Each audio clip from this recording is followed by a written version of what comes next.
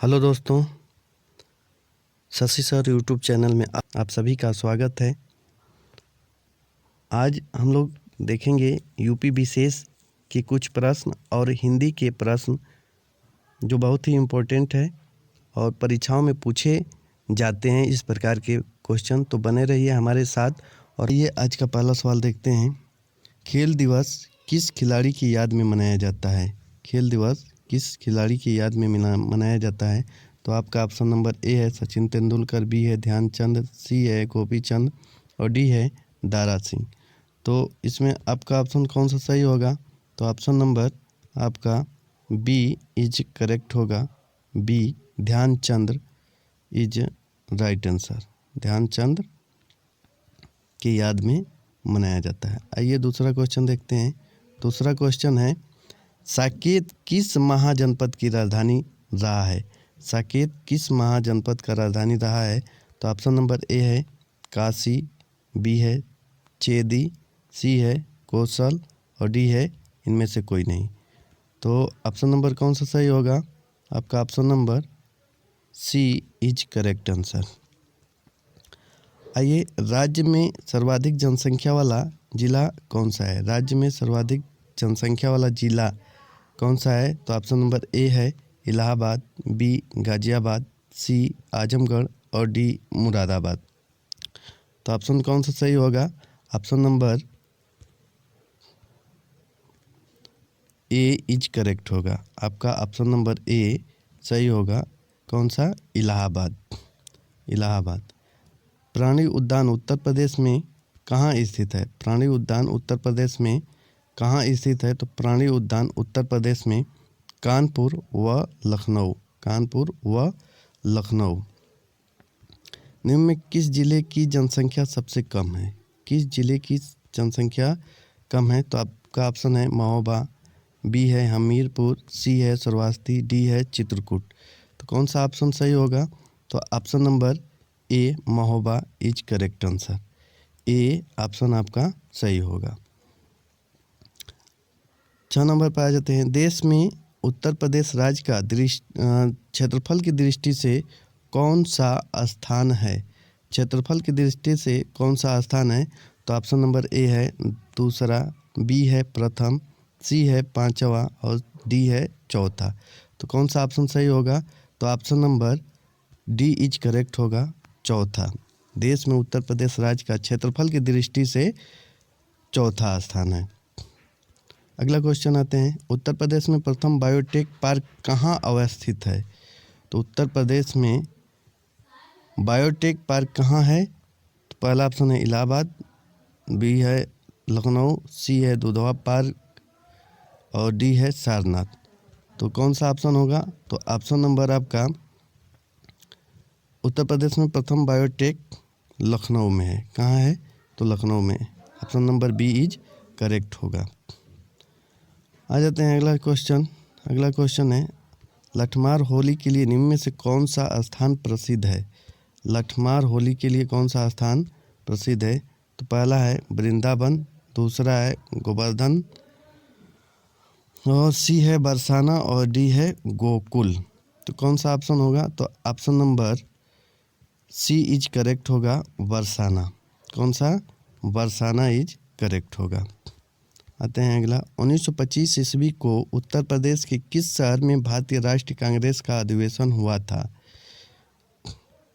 तो पहला ऑप्शन है इलाहाबाद, दूसरा हमीरपुर, तीसरा अलीगढ़ और चौथा कानपुर। तो किस में हुआ था?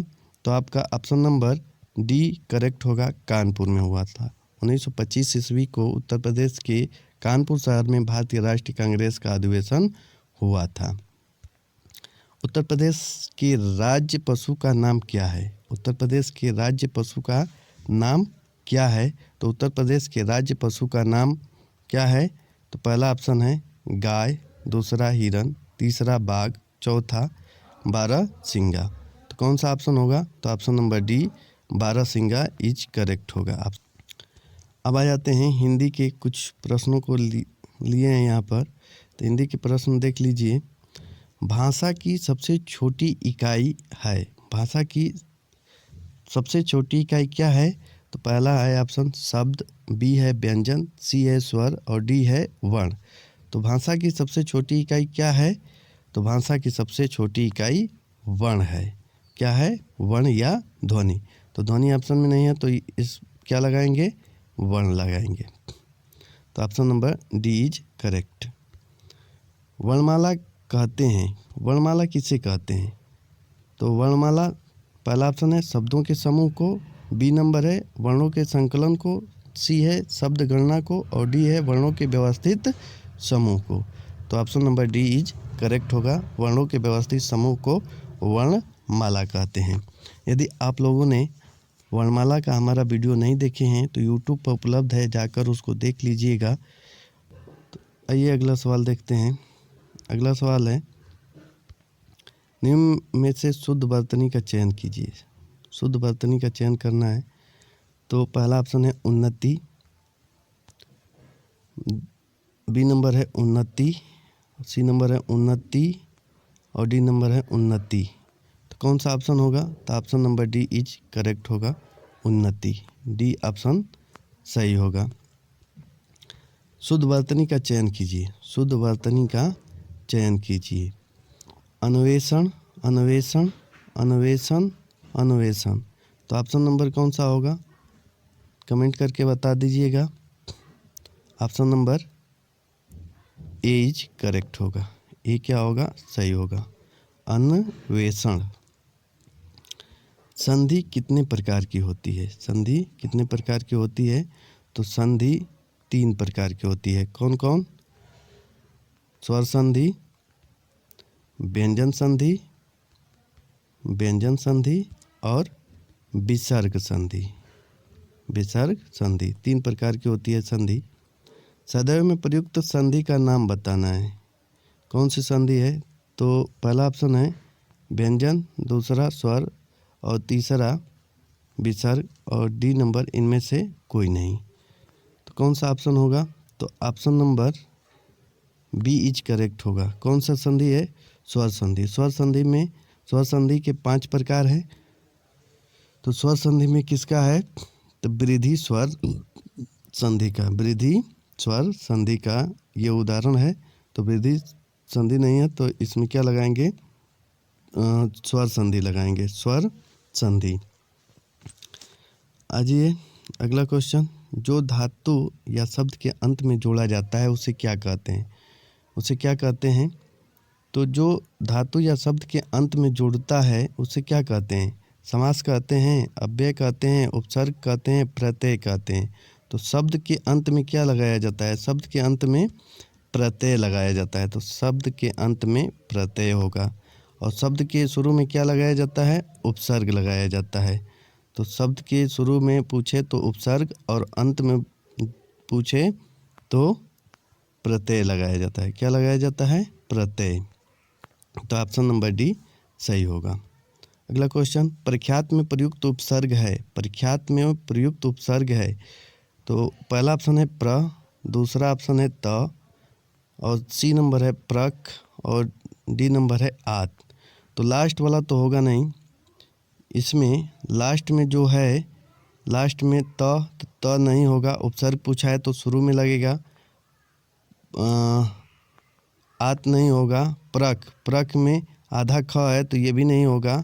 तो इसमें उपसर्ग कौन सा होगा? तो पहला ऑप्शन इज करेक्ट होगा, प्र उपसर्ग लगा है। 2 अथवा 2 से अधिक शब्दों से मिलकर बने हुए नए सार्थक शब्द को क्या कहते हैं? तो यहाँ पर देखिए शब्द जोड़ा है। शब्द, शब्द से क्या बनेगा? समास। शब्द से समास, स से शब्द, स से समास, तो क्या बनेगा? समास बनता है। संधि वर्णों के मेल से बनता है। जब वर्ण पूछ दे, अगर वर्ण आ जाए कि वर्णों के मेल से जो विकार उत्पन्न होता है उसे क्या कहते हैं? तो संधि कहते हैं। क्या कहते हैं? संधि कहते हैं। तो option number B is correct होगा। समास का शाब्दिक अर्थ होता है। समास का शाब्दिक अर्थ क्या होता है? समास का शाब्दिक अर्थ पहला ऑप्शन है संक्षेप, दूसरा विस्तार, तीसरा विग्रह और डी विच्छेद। तो क्या होगा? समास का संक्षेप होगा। स से समास और स से संक्षेप। संक्षिप्त, संक्षिप्त मतलब छोटा करना, छोटा करना। उत्पत्ति के आधार पर शब्द के कितने भेद हैं? उत्पत्ति के आधार पर शब्द के 4 भेद हैं। कितने? 4 भेद होते हैं। कौन कौन? तो एक होता है तद्भव, तत्सम, तद्भव, तत्सम, देशज, विदेशज। 4 हो गया। व्युत्पत्ति के आधार पर संज्ञा के कितने भेद हैं? व्युत्पत्ति के आधार पर संज्ञा के ऑप्शन नंबर ए है 3, बी है 4, सी है 5, डी है 6। तो व्युत्पत्ति के आधार पर पूछा है तो व्युत्पत्ति के आधार पर संज्ञा के 3 भेद होते हैं। कौन कौन? तो एक ऋण होता है, एक योग ऋण होता है, योग ऋण, और एक होता है यौगिक होता है, यौगिक। अगला क्वेश्चन, भारतीय शब्द का बहुवचन है। भारतीय शब्द का बहुवचन भारतीयों, पहला ऑप्शन भारतीयों, सी नंबर भारतीयों और डी नंबर इनमें से कोई नहीं। तो ऑप्शन नंबर ए सही होगा, भारतीयों। जाह्नवी का पर्यायवाची शब्द है। जाह्नवी का पर्यायवाची शब्द है। जाह्नवी का पर्यायवाची शब्द होता है सुरसरी। क्या होता है? सुरसरी। शत्रु का पर्यायवाची शब्द है। ऑप्शन नंबर ए है सहचर, बी है अरि, सी है मनुज और डी है सखा। तो शत्रु का पर्यायवाची शब्द क्या होता है? अरि होगा। क्या होगा? अरि। Option number B is correct. मौखिक का विलोम होगा, मौखिक का विलोम होगा, तो मौखिक शब्द का विलोम होगा लिखित। मौखिक शब्द का विलोम क्या होगा? लिखित। गरिमा का विलोम शब्द है। गरिमा का विलोम शब्द है। तो आइए देख लेते हैं इसका। पहला ऑप्शन है अंधकार, दूसरा ऑप्शन है लगिमा, सी नंबर है घृणा और डी नंबर है नीचता।